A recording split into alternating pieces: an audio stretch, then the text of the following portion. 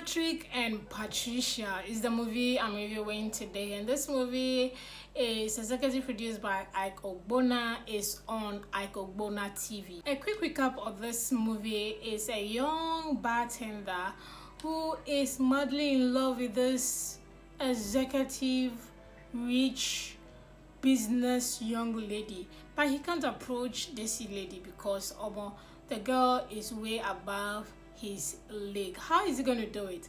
There was this means he got and he immediately took it, but it turns out sour for him. So how did the lady take everything, and how did he get his potential girlfriend in all of this?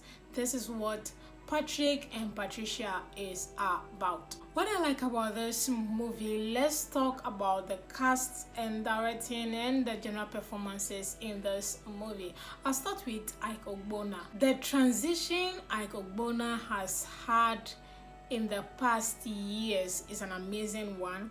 If you have known Ogbonna for more than, let's say, 10 years now, or should I say 8 years, you know that this is not Ogbonna. Ogbonna then do not know how to act. Ogbonna then was having bad PR. Ogbonna then did not have a lot of fans who appreciated his acting. Of course, he did not know how to act then. But now he has really transitioned, and now of course he's now a producer on YouTube as well. So his acting was really interesting. That was something I like for a YouTube standard, guys. When I'm judging based on YouTube standard, and of course the movie that I am reviewing on. So in this movie, we actually liked the way he acted, especially when he was acting Patricia. That was the fun part of his character in this movie for me, and I actually enjoyed that a lot. And then we talk about Deza the Great. This was the aggressive character in this movie. Deza the Great was the predator in this movie, and I actually liked the way he acted in this movie. He was one of my good actors as well. I love that his character. Then we talk about real Judy. I love this lady. I love her accent so much. She's so original. Like, that accent is original to her. I love that she has something unique to offer in her movies, and I just love watching her as well. She was interesting, she was comical. That was fun to watch. Then I want to talk about the location for this movie as well. I actually like, when I'm talking about location, I'm talking about the bar location. Of course, they own a bar, they were bartenders, so most scenes were done in the bar as well. And I love the angles of, the shots in the bar. We saw the washroom, the bar, we saw the the lounges and everything. The angles in these shots or in this movie was pretty good as well. Then I want to talk about the storyline of this movie. It was pretty cool. There was a twist at the end. That was something that was interesting. So I don't want to talk about the twist, but you should go out there and watch Patrick and Patricia. You have a good laugh watching it. And I want to talk about the comedy part of this movie in general. If you love comedy with a touch of a good storyline, I think you should watch this movie. I love the comedy. You guys know that a good movie, good story, good acting, that comes with good comedy. You got me. So I really like that about this movie. Then finally, I want to talk about the bar scene as well. Again, the bar scene, like that there were background characters or people or other cast who were acting as props in the movie. They didn't talk. They were not part of the characters acting, but they were acting as props. So what I'm saying is that they made it believable. There were people who were in the bar but who were not acting. So I took notice of that, and I actually appreciate, because some production, they were going to have only the people acting in the bar. We are going to see Ike and his friend Deza Great, and then the ladies, and the ladies alone in the bar. But we saw other characters who were in the background. Like I said, they were acting as props in the bar, making it believable that it's an act that was going on and they were part of the movie. So that was really, really nice. That was something that I like about this movie. What I don't like about this movie, I'll start with cinematography of this movie. I do not appreciate the cinematography of this movie. There was this color scheme that was going on for it, and the lighting for the dark scenes was not good as well. Then I want to talk about location. Well, location, I'm talking about the lady's house. Oh my goodness. Her character was a very rich young girl, very influential. Yes, the house is big, but she made the house look like a ghost house. Let me explain. The house was too big for her. When she's talking, you could hear the echoing. Her things were not in the house. She didn't make good use of the whole house.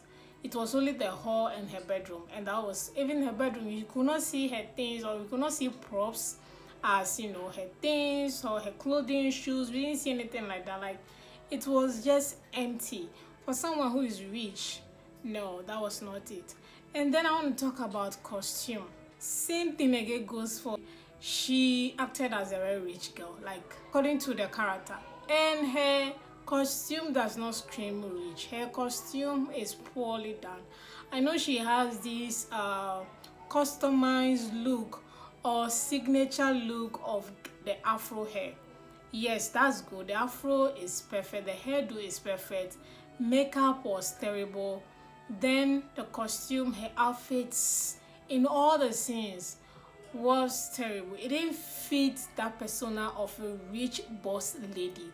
Her outfit, costume was bad. So Ogbonna, please, next time when you are portraying a character in your production as rich boss lady, let it smell, let it feel, let the person look the part.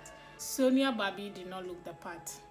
Aside her hair, she didn't look the part. Then I want to talk about Sonia Babi acting. Oh, I did not like her acting at all. I don't know if this is her first movie she's acting on. This is the first time I'm seeing her act. I know she's an influencer on, you know, Instagram. This is the first time I'm seeing her movie. That was a terrible acting. Nothing to make you connect to what she's doing. Her line delivery, something was just holding her back. She wasn't herself in what she's doing. I don't know if it's because she's not a Nigerian or no, that's not it. Like, we've seen people who are not Nigerians in Nollywood and they bring in their best, and we've seen how good they are. Her acting was terrible. I did not like her acting at all. Finally, what I don't like about this movie is the time. This movie do not deserve 2 hours. We don't have time to be consuming and wasting time on movies that do not make sense or that do not really wow us. Something that we cannot sit down and, you know, have a discussion on, and it's taking our time. Nobody got time for that. You guys know that if you want people to watch and stick around, not jump scenes in your movies, of course that will also bring more people to watch your movies. If you are on YouTube, you should know what I mean. And give us a good acting, characters, good story, something that can put us on the edge of our seat, or, you know, put us on our toes whilst watching. This movie did not deserve that time you gave it. 2 hours plus was a little bit too much for it. So on that note, I'll give this movie a 3/10. That notwithstanding, if you're a fan of Ogbonna, please go out there and support him. Watch this movie called Patrick and Patricia on Ogbonna TV. Thank you guys so much for watching this review. I really do appreciate you all for the support so far on this channel. If you are new, don't worry, just subscribe to the channel. If you're someone who loves Nollywood reviews, kindly do subscribe to the channel. Give my video a notification so that anytime I post, you will get a notification that I made a new video on the channel. And of course guys, I'll see you all in my next movie review.